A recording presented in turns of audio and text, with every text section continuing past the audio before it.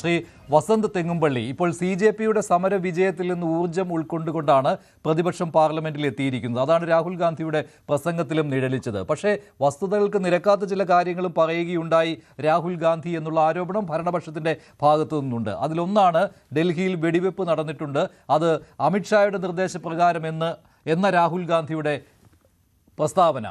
അതിൽ തെളിയിക്കുന്ന ഒരു കാര്യവും ഇതുവരെ പുറത്തു വന്നിട്ടില്ലല്ലോ. നോക്കൂ ശ്രീ മഞ്ജുഷ്, പെല്ലറ്റ് ഗൺസ് അടക്കം നേരിടേണ്ടി വന്ന കുട്ടികളെയുമായി ശ്രീ രാഹുൽ ഗാന്ധി 2 ദിവസം മുമ്പാണ് മാധ്യമങ്ങളെ കണ്ടത്. ഇന്നിപ്പോൾ നമ്മൾ ഈ സംസാരിച്ചുകൊണ്ടിരിക്കുന്ന സമയത്ത് അദ്ദേഹം നടത്തുന്ന പ്രസ് മീറ്റിൽ, മീഡിയ പേഴ്സൺസിനെ അടക്കം നടത്തുന്ന കോൺഫറൻസിൽ അദ്ദേഹം ലാത്തികളുടെ അടിയിൽ ഈ പറയുന്ന ആണി അടിച്ച് കയറ്റിയ ലാത്തികളുമായി പോലീസ് ആക്രമിക്കുന്ന ദൃശ്യങ്ങൾ പുറത്തുവിട്ടുകൊണ്ടിരിക്കുകയാണ്. മൈനേഴ്സിനെ, ലേഡീസിനെ, നെയിം പ്ലേറ്റ് പോലും ഇല്ലാത്ത സംഘ് പരിവാർ ഗൂൺസ് എന്നേ പറയാൻ പറ്റുള്ളൂ. അവിടെ ദില്ലി പോലീസ് ഒന്നും ഇല്ല. ആ ദില്ലി പോലീസ് ഉണ്ടെങ്കിൽ അവിടെ നെയിം പ്ലേറ്റ് ഉണ്ടാവണം. സംഘ് പരിവാർ ഗൂൺസ് ആക്രമിക്കുന്നതിന്റെ ചിത്രങ്ങൾ, വീഡിയോ വിഷ്വൽസ് പുറത്തു വിട്ടുകൊണ്ടിരിക്കുക. നമ്മൾ ഈ സംസാരിക്കുന്ന സമയത്ത് കോൺഗ്രസ് വളരെ കൃത്യമായി ഇക്കാര്യത്തിൽ ഞങ്ങൾ പഠിച്ച് ആ കാര്യവുമായി ബന്ധപ്പെട്ട വിവരം രാജ്യത്തോട് പറഞ്ഞുകൊണ്ടിരിക്കുകയാണ്. രാജ്യത്ത് 158 പേപ്പറുകൾ ഒരു മന്ത്രിയുടെ കീഴിൽ ലീക്ക് ചെയ്യപ്പെടുന്നു. ഇവർ വലിയ വിപ്ലവമാണ് എന്ന് പറഞ്ഞുകൊണ്ട് വന്ന NTA സമ്പൂർണ്ണ പരാജയമായി മാറുന്നു.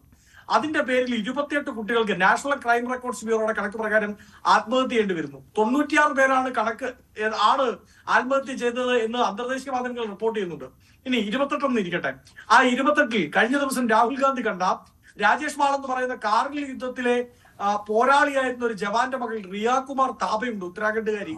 അങ്ങനെ തുടങ്ങി 28 പേർ. അതിൽ സർക്കാരിനോ സർക്കാരുമായി ബന്ധപ്പെട്ടവർക്കോ വിദ്യാഭ്യാസ വകുപ്പിനോ യാതൊന്നും സംസാരിക്കാനില്ല. യാതൊരു തരത്തിലും ഒരനക്കം മൂടാനില്ല.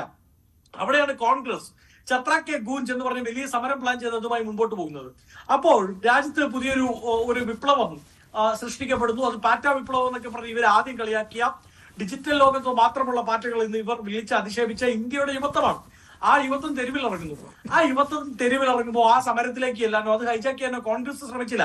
ഞങ്ങൾ എവിടെയാണ് ഇടപെട്ടത്? ഞങ്ങൾ ഇടപെട്ട പോയിന്റ് ഓഫ് ടൈം എന്ന് പറയുന്നത് ഡെമോക്രാറ്റിക്കലി അല്ലാതെ, ജനാധിപത്യപരമല്ലാതെ ആ സമരത്തെ അവർ നേരിടാൻ പുറപ്പെട്ടപ്പോഴാണ് പെല്ലറ്റ് ഗൺ ഉപയോഗിച്ച് ലാത്തിയിൽ ആണി തറച്ചു കയറ്റി പെൺകുട്ടികളുടെ പിറകു ഭാഗത്ത് ഈ പറയുന്ന 60, 70, 80, 90 വയസ്സ് തോന്നിപ്പിക്കുന്ന ആൾക്കാർ പോലീസ് യൂണിഫോം ഇട്ട് വന്ന് അടിക്കുമ്പോൾ പോലീസിന്റെ കാവലിൽ ഈ പറയുന്ന ABVP പ്രവർത്തകർ, അവിടുത്തെ ഡൽഹി യൂണിവേഴ്സിറ്റിയിലെയും JNUവിലെയും ഒക്കെ NSUI പ്രവർത്തകരെ, SFI പ്രവർത്തകരെ, ASF പ്രവർത്തകരെ ഒക്കെ കൈകാര്യം ചെയ്യാൻ വേണ്ടി ഇറങ്ങി പുറപ്പെടുന്നതിന്റെ ദൃശ്യങ്ങൾ പുറത്തു വന്നപ്പോഴാണ് കോൺഗ്രസ് ഇടപെടുന്നത്. പക്ഷേ ഇവിടെ രാഹുൽ ഗാന്ധി ഇന്ന് പാർലമെന്റിൽ പറഞ്ഞത് അമിത്ഷായാണ് വെടിവെപ്പിന് നിർദ്ദേശം നൽകിയത് എന്ന്. അതിൽ സാങ്കേതികമായ തെറ്റുണ്ട് എന്നുള്ള കാര്യം മന്ത്രിമാർ പറയുകയാണ്. കേന്ദ്ര സർക്കാർ അതിൽ വിശദീകരണം നൽകിയിട്ടുമുണ്ട്. അമിത്ഷാ ഇന്ന് സഭയിൽ ഉണ്ടായിരുന്നില്ല. അതിന് സ്പീക്കർ നൽകിയ വിശദീകരണം എന്ന് പറയുന്നത് ഇന്ന് ആഭ്യന്തര വകുപ്പുമായി ബന്ധപ്പെട്ട കാര്യമല്ല ലോക്സഭയിൽ ചർച്ച വന്നിരുന്നത്, അത് വിദ്യാഭ്യാസ വകുപ്പുമായി ബന്ധപ്പെട്ടുള്ള കാര്യമാണ്.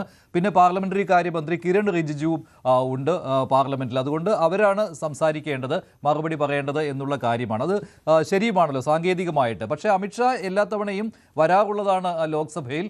ആഭ്യന്തര മന്ത്രാലയത്തിനെതിരെയുള്ള ആക്ഷേപങ്ങൾക്ക് മറുപടിയും നൽകുന്നതാണ്. അതുകൊണ്ടാണ് പേടി കാരണമാണ് വരാത്തത് എന്ന് രാഹുൽ പറഞ്ഞത്. പക്ഷേ അവിടെ ഒരു സാങ്കേതിക പ്രശ്നം എന്ന് പറയുന്നത് കേന്ദ്ര ആഭ്യന്തരമന്ത്രി വെടിവെക്കാൻ ഉത്തരവിട്ടു എന്ന് പറയുമ്പോൾ ഒരു മജിസ്ട്രേറ്റ് ചെയ്യേണ്ട കാര്യമാണ് അത്. ആ സാങ്കേതികത്വം പോലും രാഹുലിന് അറിയില്ലേ എന്ന ചോദ്യവും ഉയർന്നിട്ടുണ്ട്. അല്ല, അതിലൊരു പ്രശ്നമുണ്ട്. നമ്മൾ സാങ്കേതികത്വത്തിന്റെ പുറത്തല്ല ഇങ്ങനൊരു കാര്യം പറഞ്ഞത്. ആരാണ് ദില്ലി പോലീസിന്റെ ഉടയോൻ? ദില്ലി പോലീസിന്റെ ഉടയോൻ കേന്ദ്ര ആഭ്യന്തര വകുപ്പ് മന്ത്രി തന്നെയാണ്. അല്ല, ദില്ലി സർക്കാരാണോ? അല്ലല്ലോ. ഈ ചർച്ചയിൽ പങ്കെടുക്കുന്ന BJP പ്രതിനിധി എന്ന് പറയട്ടെ, തെറ്റുണ്ടെങ്കിൽ എന്നെ തിരുത്താം മാസ്റ്റർക്ക്. ദില്ലി പോലീസിനെ നിയന്ത്രിക്കുന്നത്, ദില്ലി പോലീസിന്റെ ഉടയോൻ, അതിന് ഉത്തരവിടുന്ന ആൾ ആരാണ്? അത് കേന്ദ്ര ആഭ്യന്തര വകുപ്പിന്റെ മന്ത്രിയാണെന്നേ. അതിലെന്താ സംശയമുള്ളത്? അപ്പോ ആ ദില്ലി പോലീസ് ഒരു വൃത്തികേട് കാണിച്ചാൽ അതിന്റെ ഉത്തരവാദിത്വം ഏറ്റെടുക്കേണ്ടത്, അതിന് ഉത്തരം പറയേണ്ടത്, ഉത്തരിക്കേണ്ടത് ആ കേന്ദ്ര ആഭ്യന്തര വകുപ്പ് മന്ത്രിയാണ്. അപ്പൊ സ്വാഭാവികമായി അമിത്ഷായാണ് ഉത്തരവാദി. 2, ഓം ബിർള എന്ന് പറഞ്ഞത് ഇവിടെ നമ്മൾ ചർച്ച ചെയ്യുന്ന വിദ്യാഭ്യാസ സമ്പ്രദായത്തിന്റെ പ്രശ്നത്തെ പറ്റിയാണ്. ആഭ്യന്തര വകുപ്പിന്റെ റോളില്ല. അങ്ങനെ അല്ലെന്നേ. അവിടെയാണ് ഞാൻ പറഞ്ഞത്. ഞങ്ങൾ ഇടപെട്ടത് ഒരു സമരത്തെ, രാജ്യത്ത് വളരെ നാച്ചുറലി ഓർഗാനിക്കായി പൊട്ടിപ്പുറപ്പെട്ടു വന്നൊരു സമരത്തെ ഈ പോലീസിന്റെ നേതൃത്വത്തിൽ അവിടെ കടന്നുകൂടിയ ചില വൃത്തികെട്ടവന്മാർ അവർ അതിനെ ഡെമോക്രാറ്റിക്കലി അല്ലാതെ കൈകാര്യം ചെയ്യാൻ ഇറങ്ങി പുറപ്പെടുന്നു.